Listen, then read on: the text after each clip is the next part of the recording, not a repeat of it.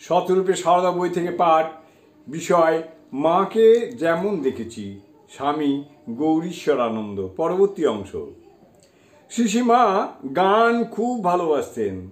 একবার ইন্দ্রদয়াল বাবু, পরে স্বামী প্রেমেশানন্দ, মুখ্যদা বাবু প্রভৃতি কয়েকজন জয়রামবাটি এসেছিলেন। তারা বহু গান গেয়ে মাকে শুনিয়েছিলেন। মাও খুব আনন্দ করে শুনতেন। শেষে মাকে ঘিরে কীর্তনও হয়েছিল। একবার পূজায় বিশুদা, স্বামী তপনানন্দজি জয়রামবাটিতে অনেক গান করেছিলেন। আমাদের হেড পণ্ডিত মশাই পাখোয়াজ বাজিয়েছিলেন। অনেক রাত পর্যন্ত গান হয়েছিল। মা খুব খুশি হয়েছিলেন।